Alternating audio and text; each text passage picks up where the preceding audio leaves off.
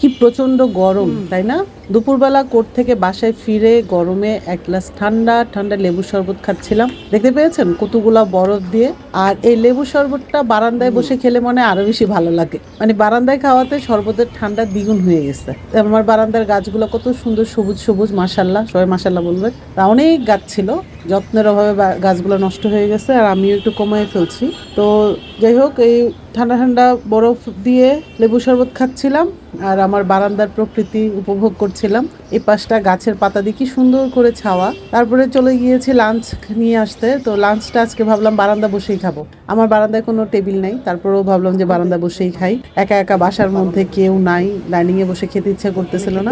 আর বারান্দায় এসে দেখি যে আমার খাবারটা দেখতে মাশাআল্লাহ কত সুন্দর লাগছে। খাবারটা আমার এক হাতে প্লেট নিয়ে তারপরে খেতে হবে। দেখেছেন কতগুলো মরিচ নিয়ে নিয়েছি, ডালে যত মরিচ দিচ্ছে সব আমি নিয়ে নিচ্ছি।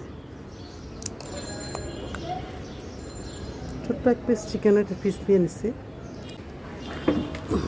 খাবার নিয়ে ভাবছিলাম যে আর ভিডিও করব না, পরে মনে হলো যেন একটু ভিডিও করি, তাই ফ্লোরে বসে পড়েছিলাম। তো ফ্লোরে বসে বসেই এই খাবার খেয়েছি। তো এই তো আজকে দুপুরবেলা একটু নিজেকে নিজে সময় দিয়েছি, ভালো লেগেছে। আর আপনাদের সাথেও শেয়ার করলাম যে আমার বারান্দাটা কেমন। ছোট্ট একটা বারান্দা, এটাই আমার স্বর্গ। বারান্দার এই গাছগুলো আমার একটা সঙ্গীর মতো বলতে পারেন। আমি অবসর সময় তাদের সাথে সময় কাটাই। আর দুপুরের খাবার কি ছিল? করলা ভাজি ছিল, ডাল ভুনা ছিল আর মুরগির মাংস। আর সকালবেলা তাড়াহুড়া করে দুই একটা আইটেম করে বাসা থেকে বের হয়ে যাই। আর দুপুরবেলায় এসে খুব যখন ক্ষুধা লাগে তখন মনে হয় যে রাজ্যের মানে ক্ষুধা পেটের মধ্যে যাই খাই তাই খুব মজা লাগে।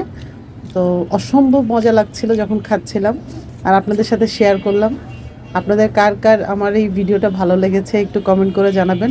আর অবশ্যই আমার গাছগুলো সম্পর্কে একটু বলবেন, কার কার আমার মতো গাছ পছন্দ। ভালো থাকবেন সবাই, আল্লাহ হাফেজ।